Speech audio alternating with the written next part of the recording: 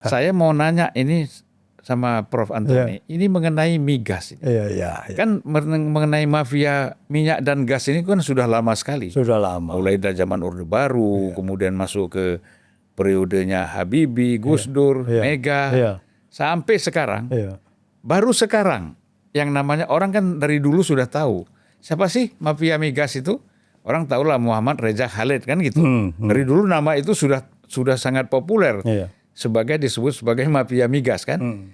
Tetapi itu kan hanya jadi wacana, hanya jadi pembicaraan, tapi tidak pernah ada langkah-langkah apa yang harus diambil.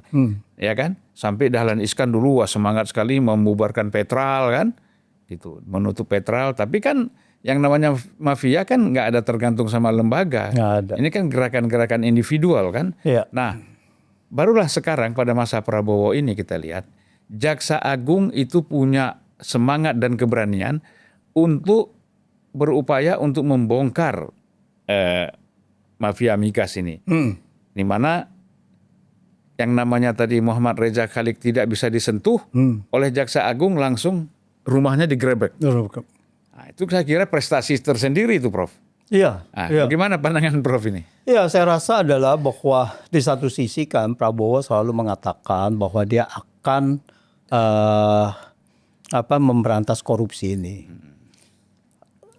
Bahwa ada beberapa yang terakhir ini temuan-temuan yang memang cukup fantastis, ya khususnya di migas. Di migas ini sebetulnya bukan hanya korupsi, Mas. Masalahnya adalah ini penipuan terhadap produk yang harusnya Pertamax lalu memakai Pertalite. Ini kejahatan yang jauh dari lebih besar. dioplos dari Pertalite dioplos menjadi Pertamax.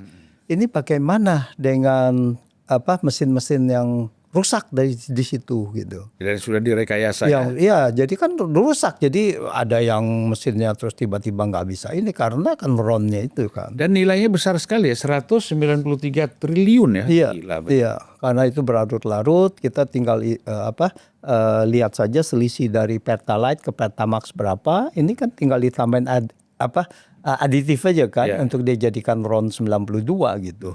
Nah, ini selisihnya berapa gitu. Nah, ini suatu prestasi sendiri bahwa ini bisa terbongkar. Karena ini sebenarnya berjalan sudah lama. Kejaksaan Agung mengatakan 2018 sampai 2023 angka segitu, Mas. Tapi saya tidak percaya kalau itu baru di 2018 gitu, Pak. Sebelumnya juga udah pasti ada gitu kan sudah. Tapi memang sebelumnya apakah itu BBM juga yang dioplos itu terlalu jauh. Kalau Pertalite kan kita melihatnya setelah ada 2016 ya, setelah premium dihapus, kemudian timbul Pertalite. Kemudian Pertalite ya karena ada RON 90, mereka Pertamaxnya dipakai itu. Sebelumnya ini juga ada beberapa dorongan dari Kejagung juga bahwa pemberantasan korupsi ini di satu sisi kita melihat keberanian dari presiden untuk merantas korupsi. Tapi di lain sisi juga ini banyak yang menyoroti. Kan kita harus berimbang, Mas. Jangan kita bilang oke di satu sisi ini baik. Tapi bagaimana kasus-kasus yang sekarang beredar di masyarakat tapi kok didiamkan, bahkan ada di lingkarannya. Nah, ini sebetulnya seperti apa tuh misalnya? Nah, misalnya karena yang sudah ada yang beredar, bagaimana dengan kasus beberapa menterinya kan gitu. Yang satu yang sudah menerima uang, Menteri Menpora dulu ya. Udah minta uang 27 miliar. Ini bagaimana? Jadi apakah dengan kedekatan kekuasaan ini tetap bahwa dia itu terproteksi? Kan gitu kan. Ada beberapa menteri lah ya. Ya nggak perlu disebutkan, kita satu sama tahu kalau ada yang politik sprindik kan, Anda mundur kan gitu kan, kalau enggak dijadikan penyidikan gitu, ditangkap. Nah seperti kayak gitu, Mas. Nah ini menurut saya jauh lebih besar daripada kepercayaan masyarakat terhadap pemberantasan yang ada di migas ini. Karena migas ini ya memang ada benarnya, tapi ada yang skeptis juga, Mas. Ya jangan-jangan ini mau beralih menjadi nanti pemain lain lah gitu kan. Ganti pemain kan gitu kan.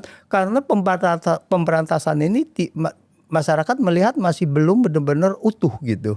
Karena dia lingkarannya itu di lingkaran Prabowo ini masih banyak tercium hal-hal yang seperti berbau korupsi itu masih ada gitu, yang tidak tuntas gitu. Jadi saya rasa ini harus benar-benar dijalankan, dilaksanakan secara konsisten pemberantasan korupsi ini. Ya, memang sih kalau orang mengambil bandingannya dengan Putin ataupun Xi Jinping, itu masih jauh ya. Masih jauh. Ya, kalau dia udah orang dekatnya pun begitu memang sudah terbukti itu langsung kok dipecat dan hukuman mati kok. Salah satunya partnernya Surya Paloh itu Sampa yang membangun Indonesia One itu, itu sudah dihukum mati sama Xi Jinping karena ada kesalahan korupsi penggunaan uang. Apa? Sonagol. Namanya kan Sampa orangnya, tapi PT-nya itu Sonagol. Dan juga itu yang Bank Sentral. Kan terkorupsi itu juga kan tidak ada ampun juga gitu. Bank sentralnya China.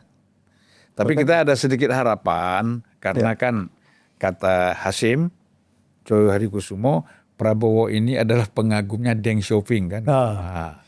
Kan pembersihan korupsi di Cina itu kan diawali dengan langkah-langkahnya Deng Xiaoping sebagai sekjen Partai Komunis ya.